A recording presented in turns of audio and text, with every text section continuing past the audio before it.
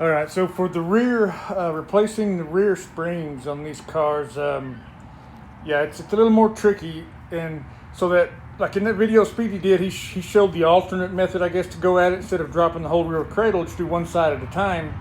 Uh, you know, where you unbolt that, he calls it a control arm. I think the technical name is the spring link, but whatever.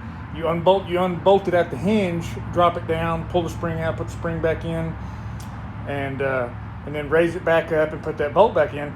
And I'm trying to remember, it's been a while since I watched that video. He didn't have nearly as much trouble as I had the first several times I tried this. I mean, there was a couple of times at the start. I've done this probably 8 or 10 times.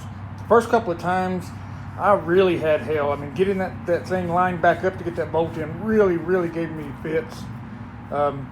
So, I mean, his video is a good one, but this one is going to be my kind of take on it and what I did to make it go easier.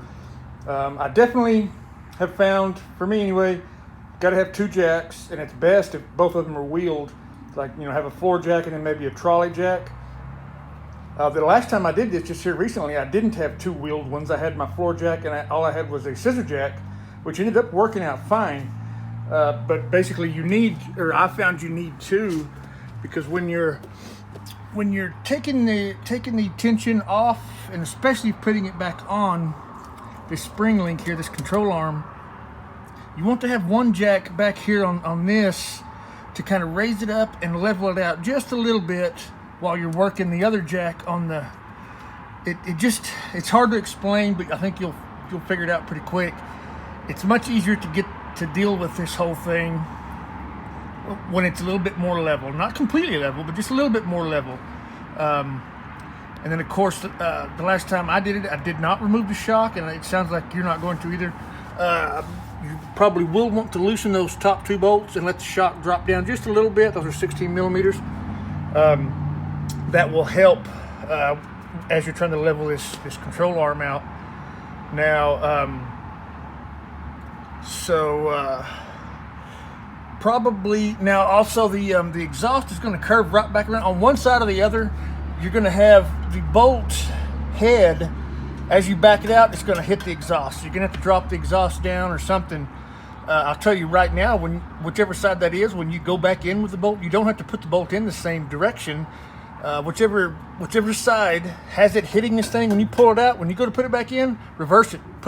Have the bolt coming in the opposite direction, like I have that one there. That way you're not having to fight your exhaust again. Yeah, they're not directional or anything. As long as it's through there and tight, and that's all that matters.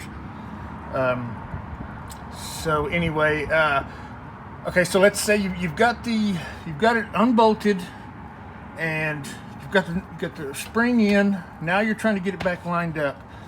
So just as a general guideline, what you're going to want to do, you're going to want to just kind of give this a little bit of upwards pressure. Now you're going to come in with your floor jack, and I've got this jack pad because that makes it easier. There's where that spring sits, there's a big hole there, and the jack saddle will tend to get stuck in there. So I found if I have this jack pad here, it makes it a little bit easier to deal with. But anyway, so now you're going to start working your floor jack. You're going to start raising it up. You're going to start trying to get that bolt hole lined up. And I think what you'll find is that the edge there, see, it comes on each side of it, and I think what you'll find is it'll be kind of cocked. So maybe one side of the hole will line up, but the other one won't, and so that'll be kind of frustrating. So to deal with that, what I found, if you have I got these little pry-bar type deals. Just get one side lined up, and then jam this thing in there, and then you can start working it. You can start working to get the other side lined up, and then once you've got it all the way through, now you know you're completely lined up. Make sure your jacks are all where they need to be. You've got it completely lined up with one of these through it. Now just pull it out either side. Just pull it out enough for the one hole to get your bolt in. Boom. Now just start screwing that bolt in. That bolt is tough. Once it's in, you can hit it with like an electric impact. Screw it all the way through. Make sure start pulling your little pry bar out as you go, and boom. Once you're through the other side, screw it all the way in until it stops, and then put the nut on, and tighten it down, then lower the suspension down, put weight on it, and then go ahead and torque everything, and should be good to go. Like I said, the first few times I did this, I really had hell, but it's mostly just because I don't think I was really thinking about the geometry and everything, and it took a few tries, but once I finally kind of got it figured out, this last time I did it, it really didn't take me nearly as long at all. So anyway, that's probably the best I can offer as far as advice that what I've learned through experience on this. Certainly you can give me a call if you need to, if you have any issues, and I can try to talk you through anything, but it may just be one of those deals where you just go at it and figure it out, and you'll get it figured out and get her in. All right, I hope this helps.